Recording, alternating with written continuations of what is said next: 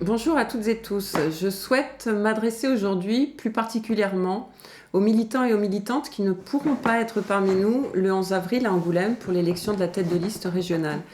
J'ai choisi de présenter ma candidature après mûre réflexion puisque nous allons les uns et les autres construire une très grande région et la campagne risque d'être dense et difficile.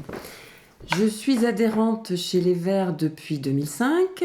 En 2010, j'ai mené la liste régionale en Poitou-Charentes, à l'issue de laquelle nous avons obtenu 9 élus au conseil régional. Le conseil régional que je connais bien puisque j'y travaille depuis 5 ans avec mes 8 autres collègues et nous avons réussi à apporter l'écologie au sein de cette instance en développant un certain nombre de projets en faveur de nos territoires.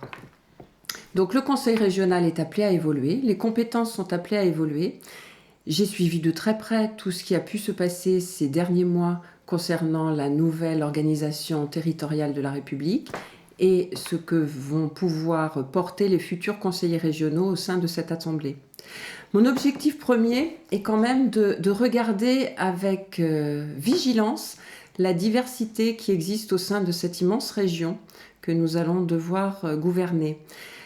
Une immense région qui nécessitera de rassembler d'abord tous les militants, vous, nous, les militants d'Aquitaine, les militants de Poitou-Charentes et de Limousin vont devoir trouver ensemble un projet partagé pour les concitoyens. Le rassemblement se fera au sein de la famille écologiste, mais le rassemblement doit aussi se faire auprès de nos concitoyens. Beaucoup de nos collègues écologistes aujourd'hui évoquent la situation à l'échelle nationale. C'est très intéressant d'évoquer ce qui se passe à l'échelle nationale, mais c'est encore plus intéressant de regarder localement comment on peut décliner l'écologie politique sur les territoires. Participer à une instance, c'est vouloir porter un projet, c'est vouloir donner une dynamique à la collectivité à laquelle on appartient. On ne s'allie pas avec d'autres forces politiques sans qu'il y ait un véritable projet. Le 31 janvier, nous avons voté l'autonomie. Nous avons fait ce choix et je m'en réjouis. Mon parcours prouve que j'ai toujours défendu l'autonomie des écologistes. C'est la seule manière de faire progresser l'écologie sur nos territoires. Mais ça ne nous empêche pas d'être pragmatiques et de construire un projet qui puisse s'adapter aussi au contexte régional pour ce qui nous concerne. Notre objectif principal sera probablement la transition écologique de notre région. Cette transition ne se fera pas sans difficulté. On note déjà de grandes disparités dans les politiques qui sont conduites par les conseils régionaux de Poitou-Charentes, d'Aquitaine ou de Limousin.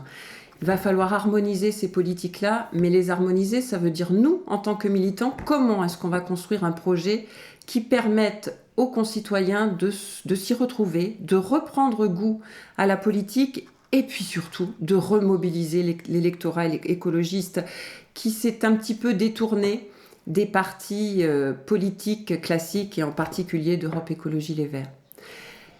Nous devons aussi apprendre à travailler ensemble. Quand je dis travailler ensemble, c'est évidemment au sein de la famille écologiste, mais c'est aussi après une campagne qui sera sans doute enrichissante et dense. Comment est-ce que les élus gardent de la proximité avec les militants ?